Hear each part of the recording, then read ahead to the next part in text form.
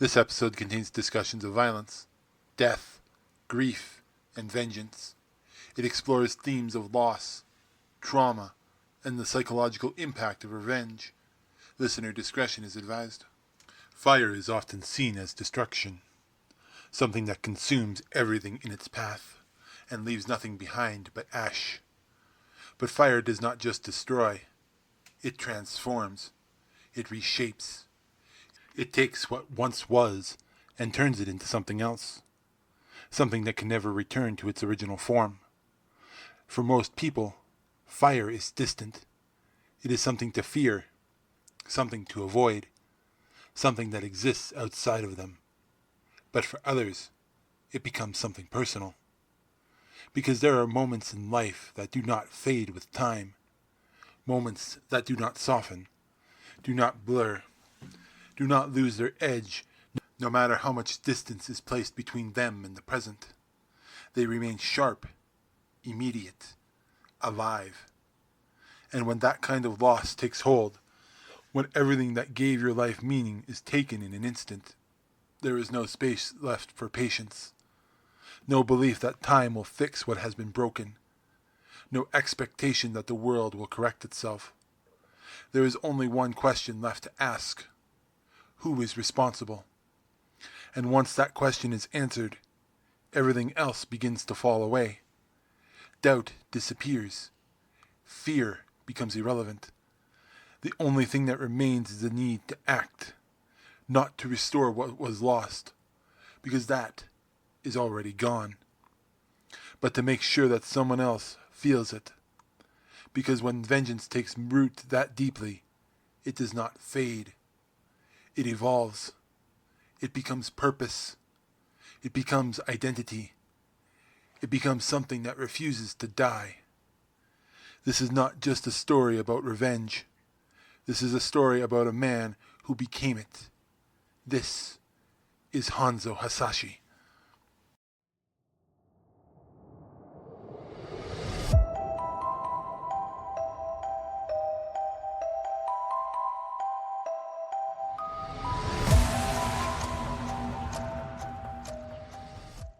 This is Revenge and Madness, where we unravel the thin line between justice and insanity. Every story begins with a moment, but not every moment leads to the same outcome. Some people experience loss and find a way to rebuild. Some carry it with them, allowing it to shape how they see the world without completely losing themselves in it. And some never move past it, because loss does not always lead to reflection. Sometimes it leads to something far more consuming, something that does not seek understanding or closure, but resolution, something that demands an answer. And when that answer cannot come through the world as it exists, when there is no system to rely on, no structure to deliver what feels deserved, that need begins to take on a different form, one that is not bound by patience or restraint. And that is where the line begins to shift. Because when vengeance stops being something you feel and starts becoming something you are, everything that comes after it is shaped by transformation. Today, we are stepping into the story of a man who lost everything, and in that lost, found something that refused to let him go. A man whose name no longer defined by who he was, but by what he has become. This is the story of Hanzo Hasashi. But before the fire, before the vengeance, before the identity that the world now recognizes, there was something else. A life that existed before the loss. A man who had something to protect, something to return to, something that gave meaning to everything he fought for. And like every story that ends in transformation, it begins with something taken away. Before he became Scorpion, before the fire, before the vengeance that would come to define him, Hanzo Hasashi was something much simpler, something that feels almost distant when compared to what he would eventually become. He was a husband, a father, a warrior shaped by discipline and loyalty. living within a world that, while violent, still had structure and meaning. As a member of the Shirai Ryu clan, his life was defined by a code. Every action had purpose. Every conflict had direction. Every decision existed within a framework that made sense of the world around him. Violence, in that context, was not chaos. It was controlled. It was understood. It was something that could be justified because it served something greater than the individual. But even within that life, there was something else. Something human. Because beyond the training, beyond the expectations placed on him, there was a family. There was a life that existed outside of conflict. Something that grounded him. Something that gave him a reason to return. A reason to survive. A reason to endure everything that came with the path he had chosen. And for a time, that life held. Until it didn't. What happened to Hanzo was not simply loss in the way most people understand it. It was not the gradual erosion of something over time, nor was it a singular moment that left room for recovery or reflection. It was erasure. His clan was destroyed. His home was wiped out. His family was taken from him in a way that left no space for closure, no opportunity to process what had been lost. No ability to hold on to anything that once defined who he was. There was no battlefield to frame it, no larger conflict to give it meaning, no structure to make sense of it.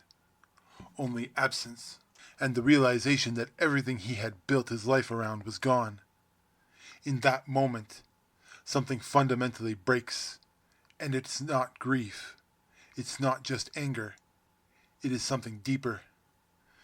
Because when loss is that complete, when it strips away every part of a person's identity and leaves nothing for them to rebuild on, it does not just change how they feel. It changes what they are capable of becoming. And for Hanzo Hasashi, that moment does not end with death. It follows him beyond it, reshaping him into something that no longer fits within the boundaries of who he once was. Because death was not the end of his story. It was the beginning of something else. Something that no longer belonged to the man he used to be, but to the force that replaced him. And once that transformation begins, the question is no longer what was lost. It becomes what remains. What comes after a loss like that is not immediate clarity, nor is it a clean decision or a moment where everything suddenly makes sense. Instead, it unfolds as confusion layered over grief and anger that has no clear direction. It is the kind of pain that searches for structure in a world that no longer offers any. When everything that once defined you is stripped away, what remains is not just emptiness, but a question that begins to take shape beneath the surface, pressing harder with every passing moment. That question is the simple form, but heavy in consequence. Who is responsible? For Hanzo Hasashi, that question does not linger in uncertainty for long. In the space left behind by his death, something begins to form. Not just his own need for vengeance, but an external force that recognizes that need and molds it. It presents itself as guidance, as clarity, as something that offers him what he no longer possesses. It offers him purpose, and that is where the shift truly begins. Vengeance, when left on its own, is raw and undefined. It is chaotic, lacking direction or control. However, the moment it is given a target, the moment it is pointed towards something specific, it transforms into something far more dangerous. It becomes controlled, focused, and ultimately justified in the eyes of the one who carries it. That transformation is where manipulation quietly takes root, embedding itself beneath the surface of what feels like righteous intent. The truth behind what happens to Hanzo is not as simple as it first appears. The destruction of his clan, the loss of his family, and the betrayal that defines his memory are all shaped by forces he cannot fully perceive. He is given someone to blame, a face to attach to his pain, a purpose that feels clear and undeniable. And once that belief settles in, it no longer matters whether it is true in any objective sense, because it feels true, and that feeling becomes enough to sustain everything that follows. When someone is handed a reason for their suffering and shown exactly where to direct it, moving forward becomes easier. Acting without hesitation becomes natural, and believing in the righteousness of those actions becomes almost inevitable. For Hanzo, vengeance evolves beyond a reaction to loss and becomes something far more consuming. It becomes his identity, the foundation that replaces everything he once had, and within that identity, doubt has no place to exist. To question that path would mean confronting something far more unsettling than the pain itself. It would mean acknowledging the possibility that his suffering had been shaped by forces outside of his control, and that purpose he now clings to may not truly belong to him. That realization is far more dangerous than any enemy he could face, because it threatens to unravel the very thing holding him together. Once a belief like that takes hold, and vengeance becomes the foundation of everything else built upon, it cannot remain contained. It begins to demand action, pushing forward with a force that refuses to be ignored. And once that action begins, it becomes something far more difficult to stop, as every step forward only reinforces the path that has already been chosen. What follows is not a descent in the way most people imagine it. There is no gradual slipping, no visible struggle, and no moment where Hanzo Hasashi looks at what he is becoming and attempts to turn away. That kind of hesitation requires distance and clarity, and it requires a version of yourself that still exists outside of the path you are on. By the time this transformation takes hold, that version of him is already gone, leaving nothing behind that could question the direction he is moving in. In its place, something far more dangerous settles in, and that is purpose. It is focused, unrelenting, and absolute in a way that leaves no room for doubt or deviation. As Scorpion, he does not move like someone searching for answers. He moves like someone who already believes he has them. Every action is deliberate. Every encounter is shaped by a singular objective that consumes everything else around it. There is no distraction, no hesitation, and no space for uncertainty in the way he operates. Only a constant, forward motion driven by one defining force. And that force is vengeance. But what makes this transformation different is how it merges with something beyond human. Scorpion is not simply a man acting on anger. He is something that crossed the boundary between life and death, and returned carrying that weight with him. The fire that surrounds him is not just symbolic of rage or pain. It reflects what he has become. Something uncontained, relentless, and consuming. A presence that does not flicker or fade, but instead remains constant, reinforcing the idea that what he is now cannot simply be undone.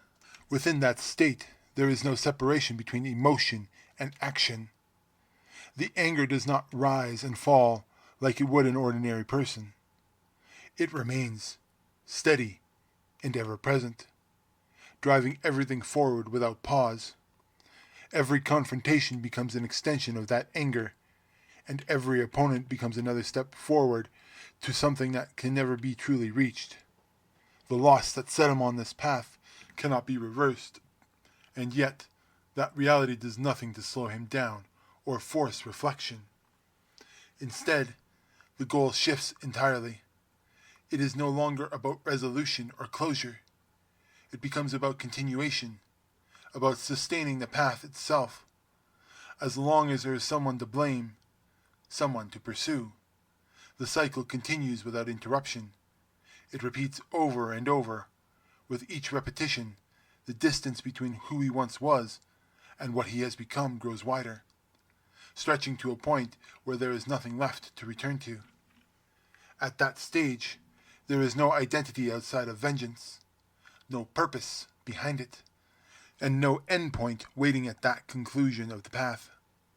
There is only forward motion, and the certainty that it will never be truly enough. The pursuit that does not resolve in the pain, it only ensures that it continues, reshaped into something that can sustain itself indefinitely. Something like that does not exist without consequence, because when vengeance becomes identity, it does not remain contained within the person carrying it. It begins to reshape everything around them, altering not just their world, but the lives of anyone who comes into contact with it. Something like that does not remain contained. It cannot stay contained to one person, one moment, or one act. Because when vengeance becomes the foundation of who someone is, it inevitably reaches outward. It begins to shape the people around them, pulling others into its orbit and forcing reactions that ripple far beyond the original loss. What starts as something deeply personal does not remain that way for long. It expands, touching everything in its path and leaving the consequences that extend far beyond the initial spark.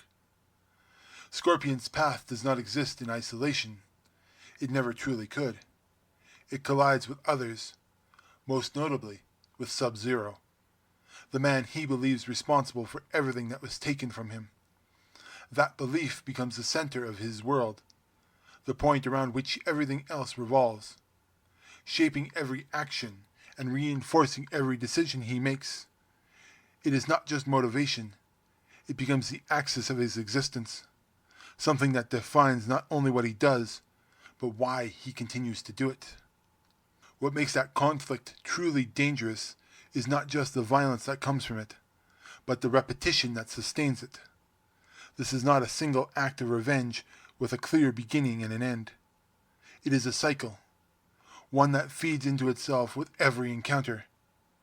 Each act of vengeance creates another reason for it to continue, and with every repetition, the line between victim and aggressor becomes harder to define.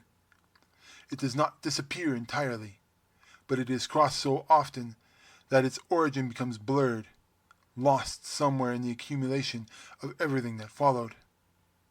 Within that cycle, something else begins to take shape.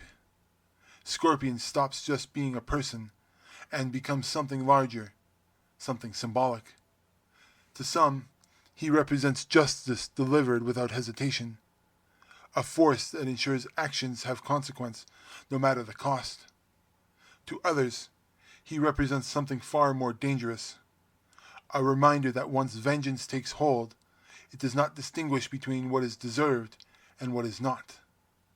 That distinction, fragile as it is, begins to erode under the weight of continuous retaliation. The damage that follows does not stay confined to those who may deserve it. It never truly does. It extends outward into everything connected to them, into the lives that intersect with theirs, and into the choices that are made in response to what has already happened. As that expansion continues, the original purpose behind the vengeance begins to lose its clarity. What started as a response to loss transforms into something ongoing, something that no longer requires the original reason to sustain itself, because that has become self-perpetuating. When the vengeance reaches that point, it becomes far more difficult to stop. It is no longer about justice, or even about the initial pain that sets everything in motion. It becomes about the continuation, about maintaining the cycle simply because it now exists. And that once that shift happens, breaking free from becoming something far more complex than simply choosing to stop. Before moving into the final question, it helps to step back for a moment, because for many, the understanding of Hanzo Hasashi did not begin with his full story. It did not begin with a kiss, a betrayal, or the deeper context of that defines who he becomes. Instead, it began with something much simpler, something far more immediate and surface level, shaped by the first impressions rather than a full understanding. For many, that first impression came through Mortal Kombat itself. In those earlier portrayals, Scorpion did not feel like a person in the traditional sense. He felt like something else entirely, something distant, controlled, and almost mythic in the way that he moved and existed. There was no clear explanation offered for who he was or why he acted the way he did. The audience was not given his pain or his history. They were given the result of it, a figure defined entirely by vengeance without the context that created it. At the time, that simplicity was enough. That version of Scorpion was defined by what he represented rather than who he was, and that made him easy to understand on the surface level. He was focused, dangerous, and unwavering, a presence that did not need to explain itself in order to feel impactful.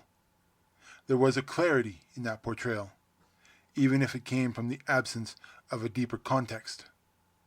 However, over time, that portrayal evolved. As newer versions of the story emerged, especially as the Mortal Kombat narrative expanded, the character became something far more grounded and human. The focus shifted from what Scorpion was to who Hanzo Hasashi had been, bringing his loss, his family, and the destruction of his clan into clearer view. That added depth changed the way the character was perceived, transferring him from a symbol into a person shaped by specific events and experiences. Once that context was introduced, the character no longer feels the same. The vengeance that once seemed straightforward now carries the weight, and that weight forces a different kind of engagement. Understanding why someone becomes what they become changes how their actions are perceived.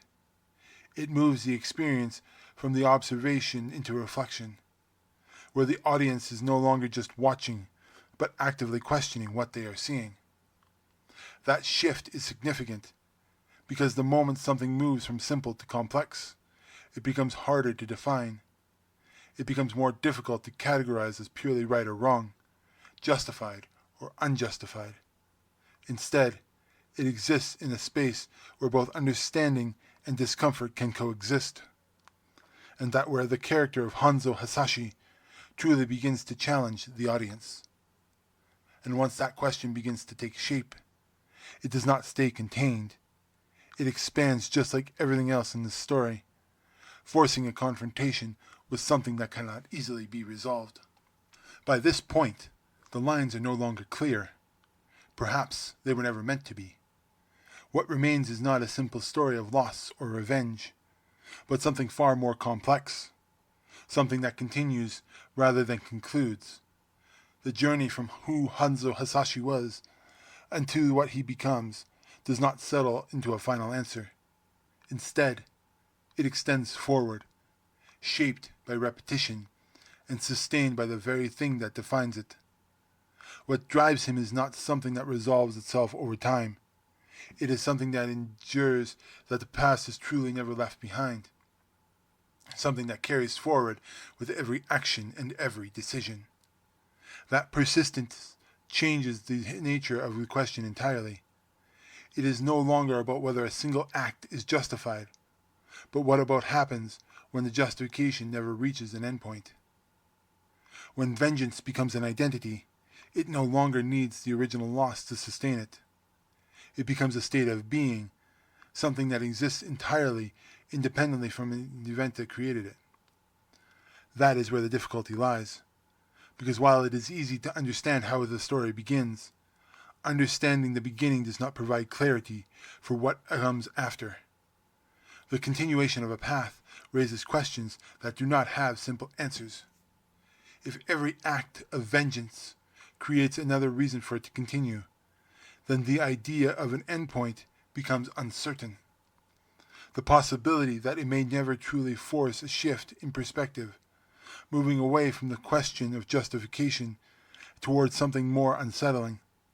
It becomes less about whether the actions are right or wrong, and more about whether the distinction even holds meaning once the cycle is fully established.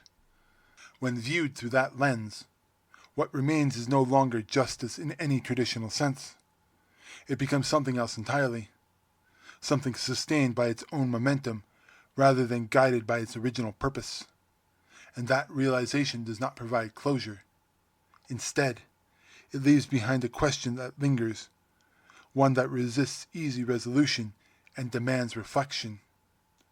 If faced with the same loss, the same pain, and the same opportunity, the question becomes personal. Would the cycle be something to resist, something to break, or something to step into despite knowing where it leads? And once that question is asked, the answer is not something that can be given lightly, because it speaks to something far more deeper than the story itself. And that is the question that remains at the end of all of this. It is not about who is right or who deserved it more, but whether something like this ever truly ends once it begins. What we have seen is not just a story about a vengeance as a reaction, but a story about what happens when that vengeance refuses to loosen its grip, when it becomes something no longer seeks resolution or closure, and instead simply continues because there is always another reason to keep it alive. That continuation is where the weight of the story truly settles, because if the cycle never stops, then the outcome was never really the point in the first place. It was never about reaching the end or achieving the balance.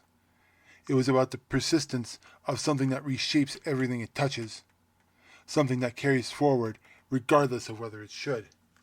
And that realization shifts the focus away from the actions themselves and towards what they ultimately create. So the question turns outward, away from the story, and towards you, my loyal viewer. When you look at what Hanzo Hasashi became, do you see the justice in it? Do you see something that lost its way long before it had a chance to end? That answer is not simple, and it is not meant to be, because it depends on where you stand and what you believe matters most. If you were placed in that same position, carrying the same loss, the same pain, would you try to break the cycle while you still could, or would you step forward into it and allow it to define you? This is Revenge and Madness.